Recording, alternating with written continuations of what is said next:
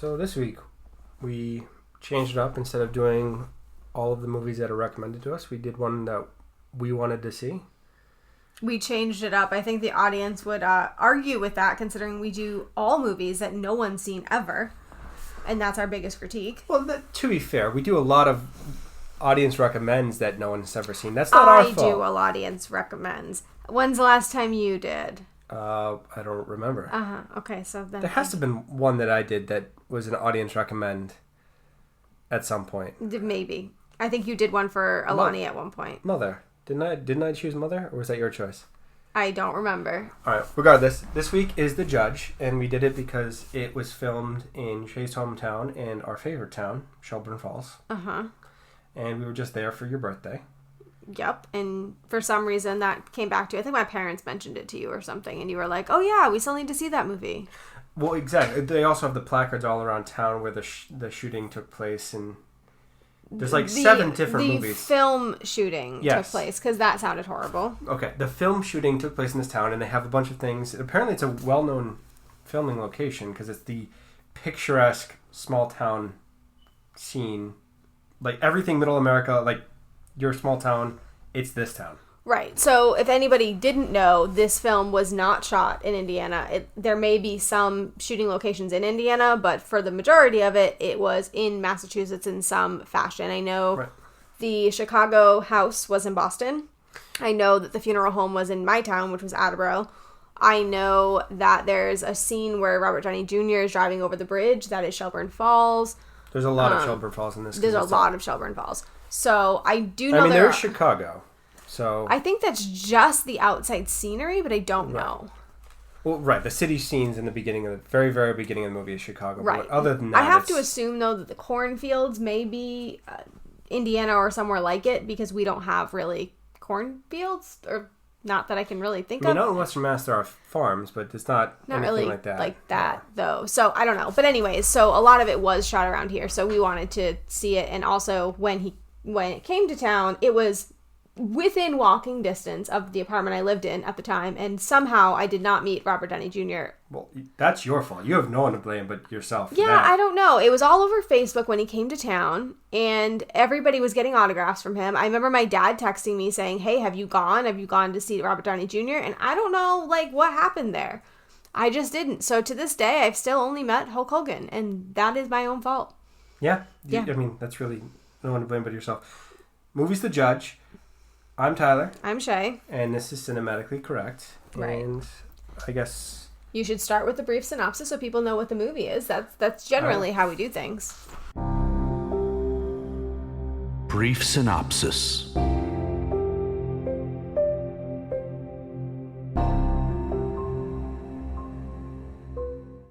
Generally, yes. We generally do the brief synopsis. Yep. Mm-hmm. All right.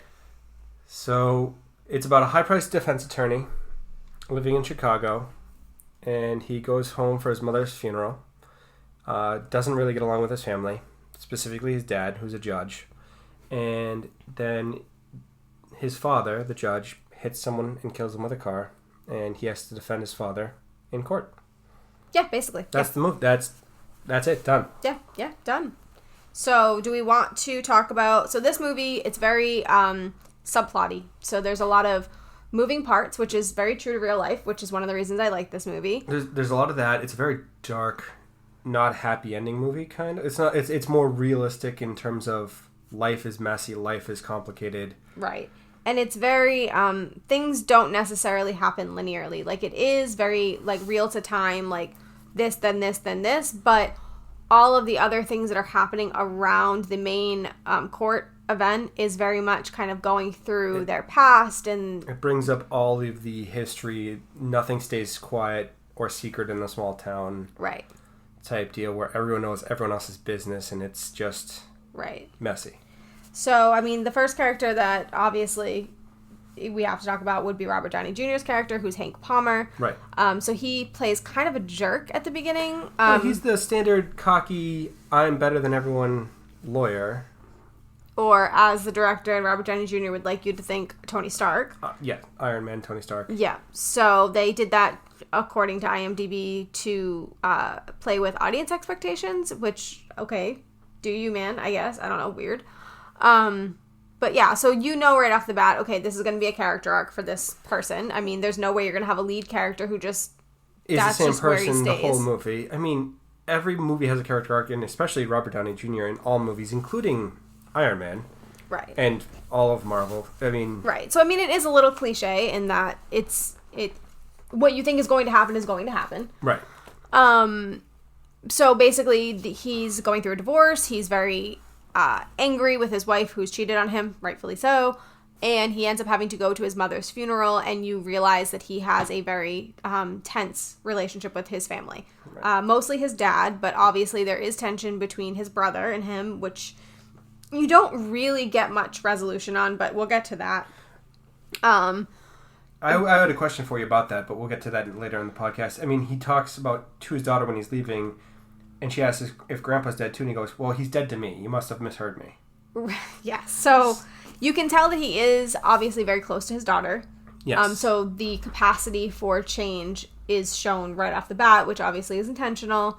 But yeah, so that's his character. And I love that scene with the candy at the beginning to show you that he is a father. He's not just the one singular thing, which is the slick, crazy lawyer. And that scene is also supposed to show that he is connected to his dad, whether or not he admits it, because his daughter uses the same phrase that he used with his dad to get candy. I can't remember the exact words, but where's my honey, old man? Yeah. So obviously that's supposed to show that he still cares about his dad. Right. So and even if you don't like a person, they still leave an impact on you. Right. And I don't think necessarily he didn't like his dad. I think it was hard for him. He was hurt by all of the distance and all the things that happened, which... Right. So, I mean, since we're talking about his dad, the next character would be his dad, which was played by Robert Duvall, Joseph Palmer. I thought it was interesting that in the movie he played someone who was 75, and when he actually played this role, he was 84, and he became the oldest Oscar nominee. That's impressive. I mean, Robert Duvall is a fantastic actor. I've loved him in basically everything I've ever seen him in. He was in Godfather, classic. I mean, how do you go wrong with Godfather? I've never seen The Great Santini, but I just watched a trailer. It looks really uncomfortable. It looks similar to this movie, actually, in terms of the hard-nosed father. Yeah, we're not doing another uncomfortable movie right now. Like, this one was rough. This was a dark, dark movie in a lot of aspects. We need a feel-good, happy movie. Well, Clue was happy and funny and upbeat. Right, but I mean, this was a bit of a slog. Yeah. This was a movie where you can't watch when you're needing a pick-me-up. Yeah. You just don't watch this movie. No. So yeah, there won't be any dark movies in the next few weeks because we need to recover. Yeah, we need to recover. So anyways, Robert Duvall's character was a judge for many years. He just lost his wife, and at the night the night he went to the funeral for his wife, he had gone out with his car and he hit something, and they later find out that he had hit a person and killed him. Right. And they find out that he had a connection to said person. He had put a man in jail and released him too quickly, I guess, would 30 days for shooting a gun at someone's house. Right. And the person ended up coming back out and killing that person, the domestic violence person that he was going to court for. And the reason that Robert Duvall's character had done this was because he saw his son in this man, and so he had tried to give him leniency. Right. So then when his son did have problems later on in life, he saw this man in his son, and he did not give him leniency, which is what the tension is throughout the movie. Right. I mean, in all respect, it did work. So he did turn around his life and become a stand-up citizen. Okay. Somewhat. Okay. Okay. Anyway, so I think the hardest part of the judge's character would be the dealing with cancer, at least for me. That was a very hard thing to watch, just seeing somebody who was so out of control of their own destiny and really just, I mean, he was doing everything he could to just pretend like nothing was happening to him. Well, there is so much about his character that you just hurt for him, because he's at the wife's funeral. He's sitting there alone by himself after everyone's left and going, I will see you tomorrow. And then every day after that, just, for a fact that woman was his world, and it just kills you. It is. It's hard. That was definitely gut-wrenching to see. And then there's the scene where he's obviously dealing with cancer, and he has a problem in the bathroom, and they show, Robert Downey Jr.'s character cleaning it up, and it was just, that's very real. That's very, these things actually happen. When your parents get older, you do need to take care of them, and it's not always clean. It's not always happy-go-lucky. It's not always the happy, laughing moments. There are some horrible moments. And people don't always just pass away quietly in their sleep. And, and we can all just say, I'm glad that they had a happy life. Sometimes it's hard, and sometimes it's years of dealing with the downfall almost. And it's horrible and gut-wrenching. And this showed that. This showed the real life. It shows people deeply invested in their family. Like, he was trying for his late wife to still try to beat cancer, right, even though it was lost cause. Right. So that was tough. Okay. So you're then, also a bit of a hypochondriac, a little bit. A bit? Oh no, I am, and I'm terrified of death. So anything this movie was her nightmare. Yeah, anything showing death or sickness really kind of just sets me off into a fear. So that was hard. But, so the next character, which I guess we're not really going in order of family. I'm going off of the order of IMDb. But it's Vera Farmiga. She played Samantha Powell. Her character was the past love of Robert Downey Jr., who he reconnects with when he comes back into town. Yes. And so there's a lot of speculation online that her character and her subplot was pointless. A lot of people felt that it was kind of like one of those love stories that are just thrown in for no reason. And you know how I feel about that kind of thing. I don't believe love stories should happen for just love stories. It's not for no reason. If she never left the town, she's going to be there, and it's a small town. Everyone knows everyone, so there's no escaping at that point. And if he's back in town, he's going to run into people if it's a town of 4 people. Right. And I genuinely think that it was put there because a lot of the time, you're not going to grow and change from your family or your problems that you're dealing with, but rather being confronted with who you were before. Right. And she can give that to him and show him. Right, seeing that you were not the nice person that you thought you were back then. Right, and you didn't get away like you thought you did. Obviously he was this big power attorney that thought, if I just move away to Chicago, I leave it all behind. But you don't. It comes back. I think he says at one point, nothing ever changes. Right. Because, at the end of the day, home is home. And I think that's kind of why it was there. I like her as an actress. She plays Norma Bates in Bates Motel, which she was phenomenal in that. Another Boston-related movie she's in. Which is? The Departed. The Departed. I like how you said it that way. Yeah, I know. The Departed. Yeah, she's awesome. I really like her. Now, how would you feel if she was cast with another actress? As who? Well, I had seen on IMDb that they were considering her and Elizabeth Banks. I can't picture who Elizabeth Banks is off the top of my head. I know her name, but I can't picture her. She's in the Holy Something You Have to Vote video at the beginning. The blonde. Elizabeth Banks plays bass. Yes. So she must be playing guitar in that video. Yes. She's in a bunch of other stuff. Okay, well, I'm sure. I obviously know who she is if I can remember the line, Elizabeth Banks plays bass. So. I feel she probably is a little bit hurt she didn't get that part. Because she's from Pittsfield, Mass., which is right next to Shelburne Falls. Right. Yeah, she's from there. I don't know. Regardless, I think this actress played it really well. Whether or not somebody else would have played it better, I don't know. I don't know. I don't think this... Zach and Mary make a... Or no? Yeah. What was she in that? She's the lead. No, she's not. No, she's not. She's not Mary. Yeah. No, she's not. I'm telling you. Now we have to take a brief IMDb moment because she is not Mary. I promise you that. I've seen that movie way too many times. Well, that's why I'm saying it. She's not. I can tell you she's not. Let me tell you right now. Hold on. Mary is Elizabeth Banks. It's not Vera Farmiga. Right. Elizabeth Banks is the other person. Oh, well, that's not what you said. Oh, no, I'm saying that Elizabeth Banks was in that movie. Oh, that's okay. That's fine. That's not what you said. Yes. That's fine. Okay. Right. But anyway...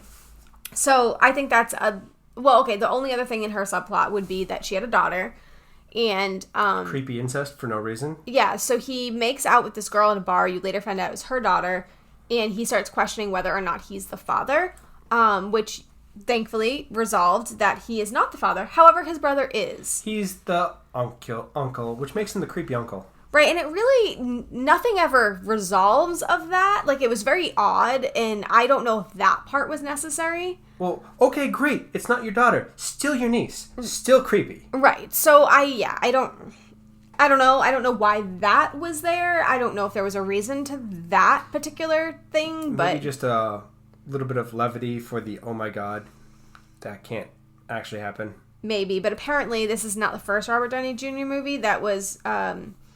incest could have been a thing. There was a movie in 1989, I don't remember the name of it off the top of my head, but that he could have been the father of somebody he made out with. So I watched the trailer and I looked at the IMDb for that, and apparently he died, gets reincarnated, and falls in love with his daughter. Do you remember the name of the movie? I believe it's Chances Are, if I remember correctly. And yeah, it's really kind of uncomfortable. Yeah, it's just weird that happens in Robert Downey Jr. movies. Like, I mean... Or just in any movies or film. It's kind of just a thing that should never... Just doesn't need to exist. happen. Yeah. Should not be a thing. Right. And then I'm going to kind of skip Billy Bob Thornton's character in this. I mean, great character, but there's really not much to it. He's just the prosecuting attorney.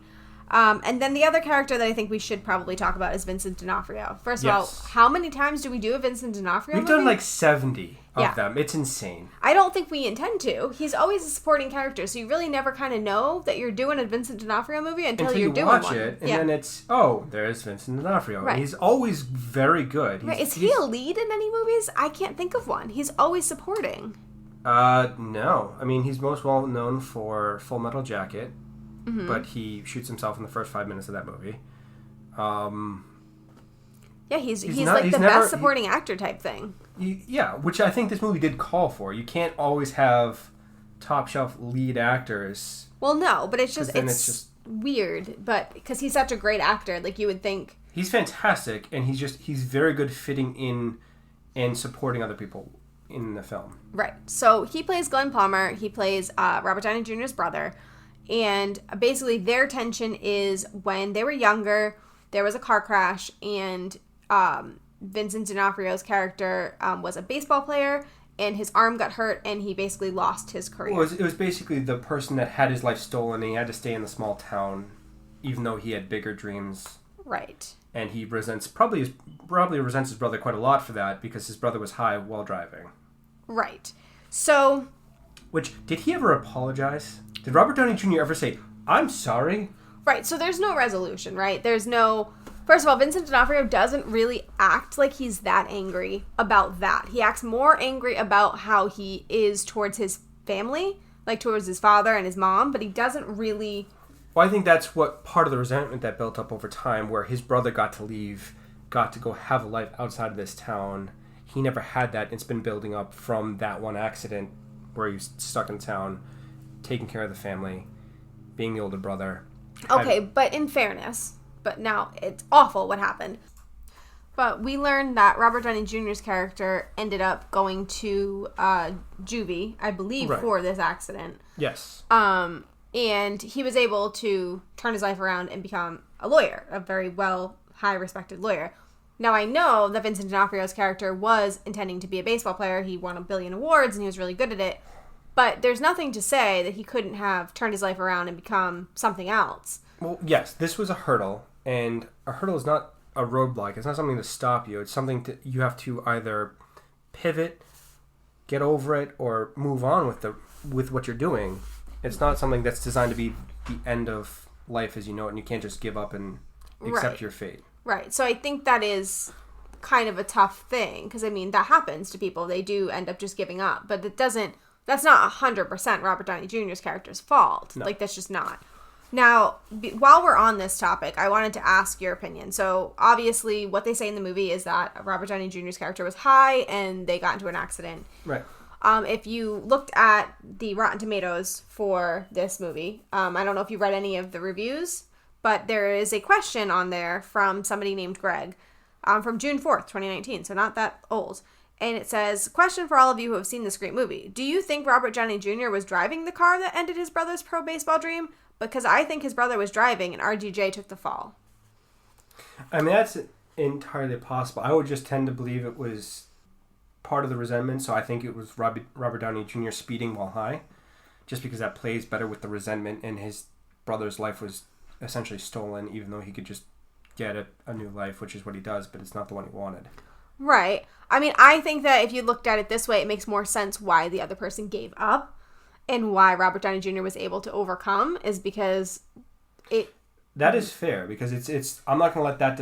I took the fall for my brother so that he wouldn't be blamed by dad, because I'm already the mess up. I'm a middle child. I screw up all the time. I'll just take it and move on. Right. And also, he's losing his arm. I don't want him to lose his life. Right. So I'll take this. He's going to deal with the arm thing. I can't take that from him. That actually is very fair. And I hadn't actually at all thought about that, but that is entirely possible to have happened. I mean, that's probably why he never apologized, or there's no real... And nobody asked for an apology. Right. So it made more sense why there was no real resolution.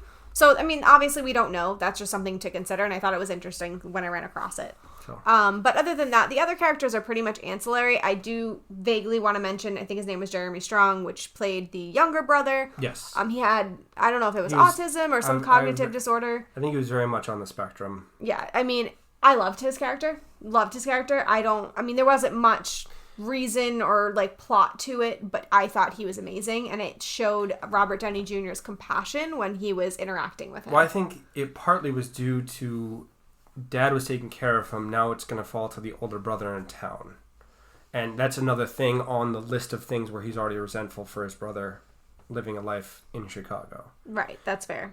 So I think it was partly that, and then also it plays into Robert Downey Jr. at the end of the movie, spoilers, coming back and deciding he wants to be a judge, just like his father. Right. So, I mean, that's pretty much everything that happens in the movie for the most part. I did want to talk about that really quickly before we moved into anything. The end of the movie. So, at the end of the movie, the father has been convicted of manslaughter. He ends up serving time in prison. He is released on compassionate release at the prosecutor's recommendation. Because he has terminal cancer, and it's better to be at home. Right, and he does end up dying, and you see Robert Downey Jr.'s character in the last scene kind of spinning the chair of the judge's chair, and you get the impression that he's probably going to come back to the small town and try to take his father's place and become the judge. Right.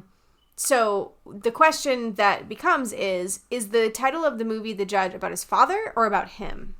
I think it's both. I have no doubt, and we were robbed of the scene of him actually 6 months down the road being a judge in the small town, just to get a definitive answer rather than the stupid spinny chair. I will forever hate the director for that. I think it was more to allow you to believe what would be the best move for Robert Downey Jr. Is the best move for him to become the judge there, or is it more that he was able to appreciate and love his father while still living the life that he wanted to?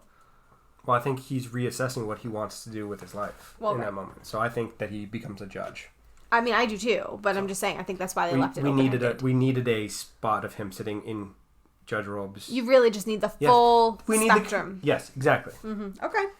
So, where do you want to go from there? We've discussed the movie, all the characters, fantastically acted. Yeah, no, I think that's pretty much everything that happens in the movie. So, from there, I mean, do you have your history minute? Because everyone's waiting with bated breath.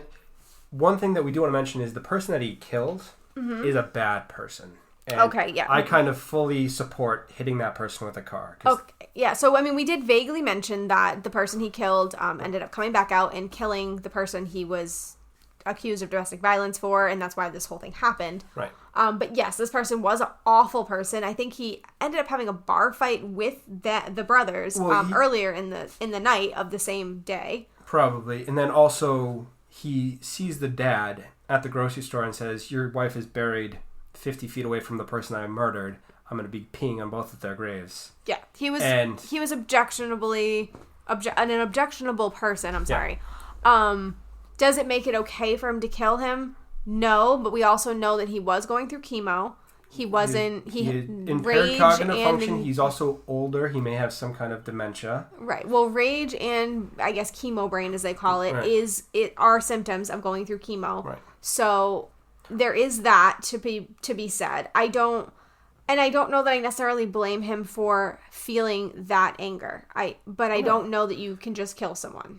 Well, I mean, the guy was also hammered drunk, apparently, and probably passed out into the road at a wrong or missed opportune time. Like just it's a confluence of all different kinds of things playing together. Right. And in fairness, we don't know if he actually intentionally did it. He could have hit him when he didn't even see him. We don't know. We don't know anything because the judge says he doesn't remember. And from what he says in the movie, you tend to believe him because he does say, I probably did do it. I did hate him, and I probably did. I probably did have every intention of hitting him. I just don't remember doing it. Right, but he says over and over, I don't remember that part of time. So you do tend to believe him. But it's one of those, is it right or wrong? I don't know. It's hard. Well, My History Minute ties into a scene in the movie where they're talking about the... Robert Downey Jr. is making fun of the stupidity of people caring about stupid things.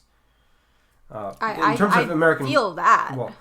Well, it's people believe that aliens are real, but they don't know who Thurgood Marshall is. Oh, yeah, I remember that. That was in the bathroom. Yeah. So, for those of you who don't know, Tyler's History Minute. Tyler's History Minute. Thurgood Marshall is the first African American appointed to the United States Supreme Court. I'm actually surprised that it's something he would reference, because the way his character comes across, you wouldn't think he would care about that type of like big landmark in our country. Well, he's also a lawyer. He's a very good lawyer. And Thurgood Marshall was appointed in 1967, from what I researched, because I didn't know the exact date. I just know his name. He also was the person to argue Brown versus Board of Education in front of the Supreme Court. Wow. So he was quite an impactful person. Related to that, not mentioned in the movie, the first woman to be appointed to the Supreme Court is Sandra Day O'Connor, which you probably already know. And she was appointed in 1981, so a full 14 years later. I'm not going to make an opinion on that. Nope. I was actually thinking you were going to talk about Atticus Finch, because that was mentioned in the movie, and you absolutely hate Catcher in the Rye. To Kill a Mockingbird. To Kill a Mockingbird. Why did I say Catcher in the Rye? Because you hate I hate both of them, to be perfectly I think it was because you hate it. But anyways, To Kill a Mockingbird. So I actually thought you were going to bring that up. Well, I was going to go into that as a secondary thing. Little known fact, Robert Duvall made his acting debut in To Kill a Mockingbird. Okay, see? So it all ties to this movie. Yeah. So, for those of you who don't know, To Kill a Mockingbird was written, and Harper Lee, it took me a while, it was written by Harper Lee. Her friends were so passionate about her pursuing her dream of writing a book, that they paid her expenses for a year so that she could write the novel. What good friends she has. Can I have those friends? It was a Christmas gift. They're like, you have to do this. This is the thing that you need to do with your life. Okay, so PSA, anybody that wanted to know what to get me for Christmas this year, you can pay my living expenses for a year so I can do what I'm passionate about. Thank you. That's a wonderful type friend to have. That's wonderful. Also, it worked out because it's one of the most best-selling novels in the world? American history, and just general history, because it's in required reading for every child in middle school. Right. And she's more than made up for that and probably paid her friends back 10 times what they had paid. So yeah, those are the two things I got. Well, that was actually a relatively short history minute, but I think it was interesting. So I appreciate that. So should we move into... Well, before we do ratings, I do think we need to do that one plug that we need to do, because I don't know if we mentioned it, but we made it on the Podcoins top like 100. We were like top 200. We were like number 174. We did break 100 that same day, though. I think we hit like 98 on the chart. Exactly. So we hit 98 on the chart. So we broke the top 100. Right. And we got, that was our record day for downloads. So I think I really appreciate getting to know you guys. We did actually have somebody reach out from Podcoin. And I just think if you guys are not already on it, it's definitely something to try out. So I really hope that you're loving Cinematically Correct, but did you know that you can actually get paid just for listening to this podcast? I know it sounds insane, but it's true. We just discovered this free new app called Podcoin, and it literally pays you to listen to podcasts. Here's how it works. You listen to podcasts, and you earn Podcoin while you listen. Then you turn that Podcoin in for gift cards at places like Amazon or Starbucks, or if you're a good person, you could even donate that Podcoin to charity. The more you listen, the more you earn.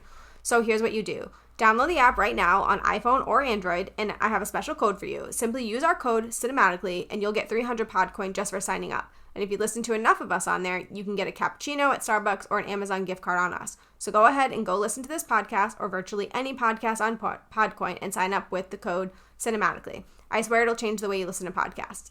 So definitely go do that because first of all, we love being able to see like who's listening. It humanizes it, and it's a nice way to put a face to a person. It's kind of humanizes the listeners a little bit. Right. And I mean, who doesn't want to get paid to do what you're already doing? If you're doing it anyway, why not make... Right. If you're here right now, you're already doing what you need to be doing to get paid. So, I mean, why not? You're not changing anything other than changing where you're listening. So right. And so on that note, I think we shouted these people out last week, but it was Always a Critic podcast. They actually gave us an audience ask, I believe. And they're a relatively new podcast, and they've been pretty amazing to us, and I wanted to give them a quick plug. So if you guys need another podcast to listen to get those Podcoins up, then go check them out. And here's their promo. Hey, I'm Rico. I'm Jessica, and we host the Always the Critic podcast. Our show is just a couple of friends reviewing and talking about the latest movies. And even on occasion, some throwback favorites. Except, we literally have zero qualifications to do so. Yeah, we don't really know what we're doing. But we sure have a great time watching movies. And asking important questions like... Can Will Smith sing? How many more John Wick movies are they going to make? DC or Marvel? Pine Sol or Fabuloso? You can listen to us on Apple Podcasts, Spotify, Google Podcasts, and many more. Don't forget to check us out on social media to stay up to date on our latest episodes and reviews.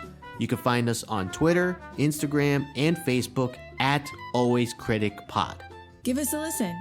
No film degrees. No connections. No experience necessary. Because when it comes to film, we're always the critic. And then... we have audience asks. We do have audience asks. I almost went straight to reviews. How dare you? Audience asks.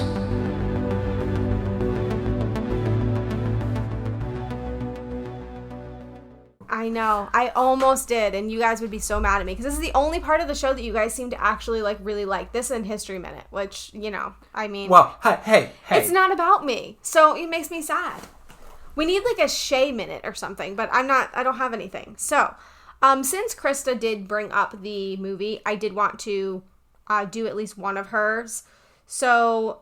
She asked quite a few questions, but I'll pick one. It says, since this was the first project from Team Downey, do you think it was worth taking a chance on this slightly cliched script, or should they have taken a risk and gone with a more original script? Well, this is on the Hollywood Blacklist, which is the most popular screenplays that haven't been produced. Right.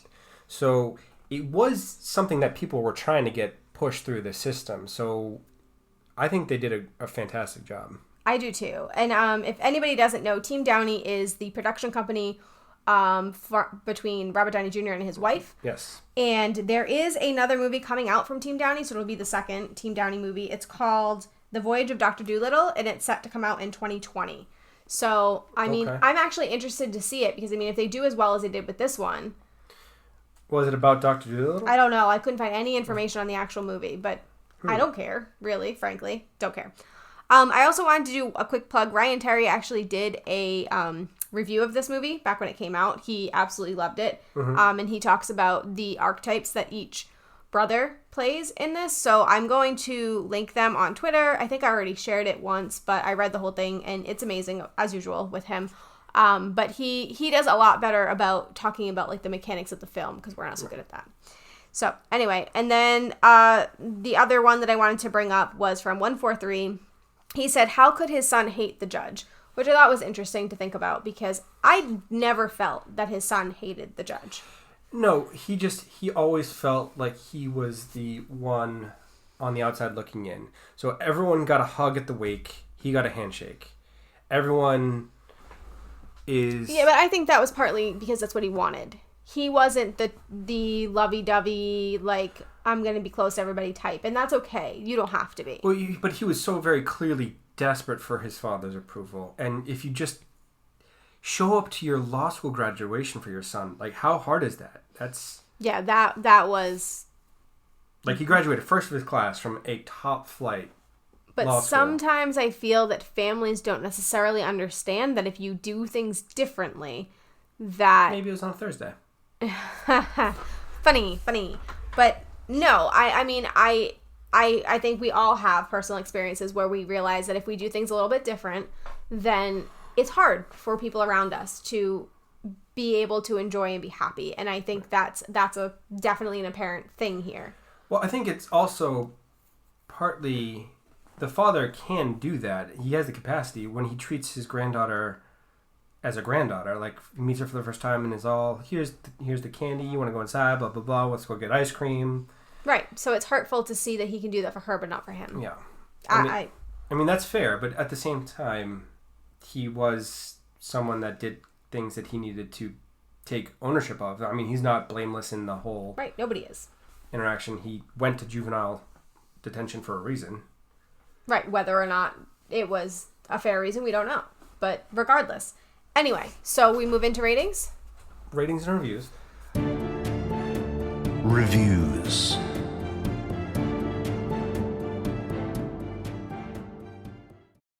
So Rotten Tomatoes has this at 49%. Not the audience score. The audience score is 72. Right. Which So is closer to where I would have put this movie. I would Right. have put this movie at 8.75, even a 9. so you went higher than me, but okay. I would say 8.75. Okay, and what's your reason? Well, it's fantastically cast. It's very visceral and very real. And it's a punch you in the gut movie that leaves an impression. I do think that some of it was a little bit heavy-handed at times, so it loses a little bit of points there. Also, they could have done a better job of ending the movie in terms of him being a damn judge. That's fair. I was going to give it an 8. One, obviously for me, it's very hard for me to watch movies that involve death or dying or sicknesses. So that always kind of puts me in like kind of a step back when I watch movies. So it's not the film's fault at all. But then the cinematography was amazing. And obviously I was so happy to see places that I recognize and shot so beautifully. I will say I'm taking points off for the no flower bridge as well. Those of you who don't know, Shelburne Falls, lovely little town with an actual flower bridge. And we're probably going to post pictures. Yeah, we have pictures, of course. So it's beautiful. But I think the biggest part for me was I don't feel like the love story was fleshed out well enough to make it understandable why it was there. I feel like they should have had some kind of resolution, whether or not it be he decides to be with her, whether or not he decides to not be with her, whatever it is. I just felt that it needed a little bit more resolution because I can see why it would be confusing as to why it was there. So that bothered me just a tiny bit. But other than that, I mean, I do see the cliches, but I'm not really against cliches. Like, cliches are okay because cliches happen in life. Right. It was also nice to see little finer point touches, like the Metallica t-shirt, which we didn't talk about at all, but it has a gavel on the back of that t-shirt. Mm-hmm. Yes, the little details were nice. Yes. But anyways, did you have anything else you wanted to add to this? No. It's next week's movie. Yeah, so next week's movie is our current movie. Yes. And it's going to be Child's Play because we did the original Child's Play back, I believe it was last October, I want to say. So if you guys haven't listened to that, go do that before this week. This week's coming up, and I think Child's Play is still in theaters, so go check that out and come back and see. I will tell you, we haven't seen it yet, but I am anticipating we are probably going to be disappointed just based on what I've read about it so far. Well, no remake or no adaptation is ever as good as the original. It just is not. I'm sure that's not true. There true. probably are a few examples, but those are the exception, not the rule. Right. But I'm still curious to see it. I'm interested. So we will be doing that, and we'll be doing a lot of pre-records this month, just FYI, because we are getting married in 5 days from today, and we are also going on our honeymoon. So if you notice that things are a little bit weird time-wise, that's because we're pre-recording. So that's that. Nothing else? Thanks to Jake at Athos Music. Yeah. Well, so if you guys want to reach out to us in between time, we are on Twitter. I am at CinematicallyC, and Tyler is BlameTylerCC. You can... I am seldom there, but I do occasionally respond. I'm not good at Twitter. But we're working on it. You can email us cinematicallycorrect@gmail.com. We are on Facebook, Cinematically Correct's listener group. Don't ever go there. But if you do send us a message, we will respond. And we do try to be there on occasion. And then other than that, just tweet at us. That's the best way to get us. So thank you to Jake and Athos Music for intro and outro music. And we will be back next week with Child's Play.